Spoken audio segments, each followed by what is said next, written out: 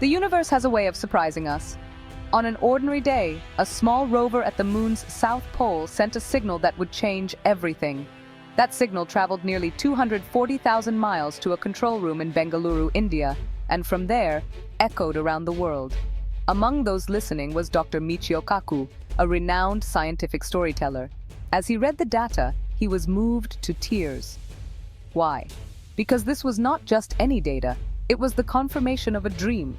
The Chandrayaan-3 mission had found something that could redefine our relationship with energy, our planet, and each other. This was a discovery so profound it felt like the universe was handing us a key to a cleaner, more unified future. The news rippled through the scientific community. It wasn't about water this time. The moon had been holding on to a secret, buried just beneath its surface, waiting for the right explorers. And so the story begins not just with a robot, but with a human emotion, a tear. It represents decades of work, the courage of a nation, and the relentless curiosity that defines us. When a mind like Michio Kaku's is stopped in its tracks by a real-world discovery, we must all pay attention. This is more than a scientific headline. It is a turning point. It is where science fiction begins its transformation into science fact. The journey to this moment was long, and it is a story worth telling. Every great journey begins with a single step. For India, that step was the birth of ISRO, a dream to use space technology to uplift its people. The Chandrayaan program was born from this vision. Chandrayaan-1, launched in 2008, mapped the moon and confirmed the presence of water molecules, changing our understanding of the lunar surface. The moon was no longer just a barren world, it was a place with resources. This set the stage for the next chapter. Chandrayaan-2 in 2019 was bolder with an orbiter, lander, and rover. The orbiter succeeded, but the lander crashed. Yet, ISRO's response was resilience. This is not a failure. We have learned. They analyzed, improved, and built Chandrayaan-3. Not just a repeat, but a testament to perseverance. It carried the hopes of over 1 billion people. Its mission to land softly, safely, where no one had before, the lunar South Pole. This was not about competition, but about unlocking the moon's secrets for all humanity. The journey was marked by setbacks, but also by relentless drive. Chandrayaan-3 was designed to finish what its predecessor started. It was a mission built on learning, resilience, and hope. The world watched as India prepared to make history. The stakes were high, but so was the determination. This was more than a technological feat. It was a symbol of what's possible when a nation dreams big. The countdown to a new era had begun. The moon was no longer out of reach. India was ready to make its mark. The world waited for the next step. The South Pole, shrouded in mystery, was about to reveal its secrets. Chandrayaan-3 was poised to change everything. The mission was set. The world held its breath. On August 23, 2023, the world watched as Chandrayaan-3 attempted its historic landing. The Vikram lander, carrying the Pragyan rover, began its descent. 7 minutes of terror. The control room in India was tense, every second critical. The lander's software, legs, and fuel reserves had all been improved since Chandrayaan-2. As data streamed in, the team called out milestones: altitude, velocity, powered braking. Then, the final call touchdown confirmed. Euphoria erupted. India had become the 4th nation to soft land on the moon, and the first at the South Pole. Prime Minister Modi called it a victory cry of a new India. But the mission was just beginning. Hours later, the Pragyan rover rolled onto the lunar surface, leaving India's emblem in the dust. The first images were breathtaking: the lander's leg, the shadow stretching across the alien landscape, the rover beginning its traverse. Pragyan's mission: explore, analyze, and search for secrets in the South Pole's shadowed craters. Explore, analyze, and search for secrets in the South Pole's shadowed craters. For the next 14 Earth days, Pragyan would be our eyes and hands on this new frontier. The world watched as India explored where no one had before. The South Pole was no longer just a place on a map. It was a new chapter in human exploration. The mission had only just begun. The data would soon reveal the moon's hidden treasures. The world waited for what Pragyan would find. The adventure was far from over. As Pragyan began its work, its instruments zapped lunar soil, analyzing the vapor for elemental composition. The expected elements appeared: aluminum, calcium, iron, and a new one for this region: sulfur. But then, The APXS instrument detected something extraordinary, an isotope rare on Earth, helium-3. Helium-3, a non-radioactive isotope, is almost non-existent on Earth but abundant on the Moon, thanks to billions of years of solar wind.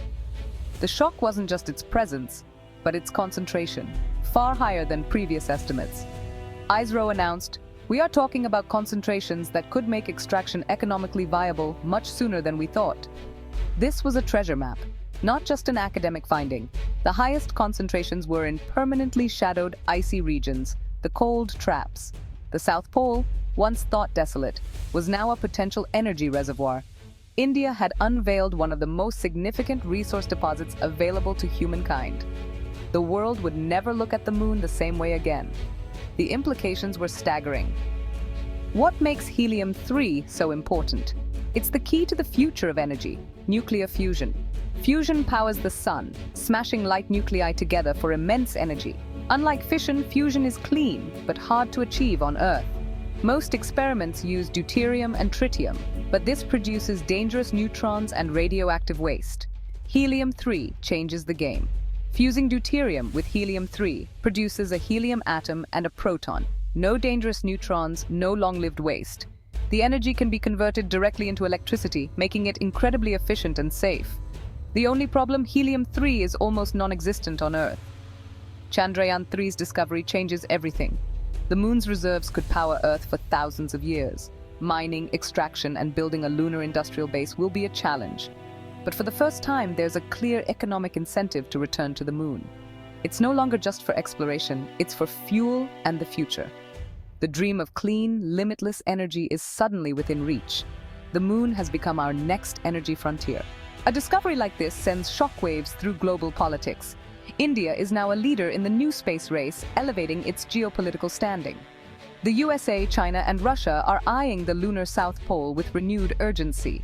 Helium-3 adds a powerful economic driver to lunar ambitions.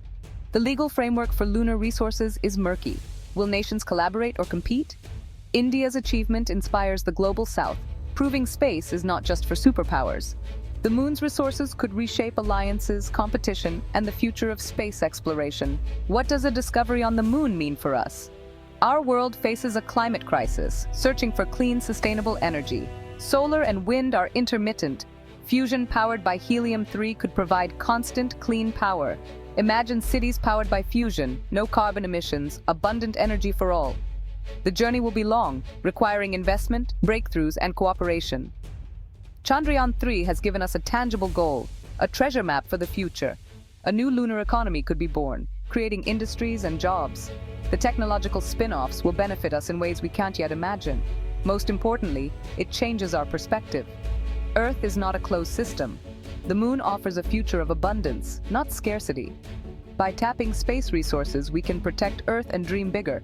We are not just citizens of a nation, but of a solar system. The stars are within reach. Why was Dr. Kaku moved to tears?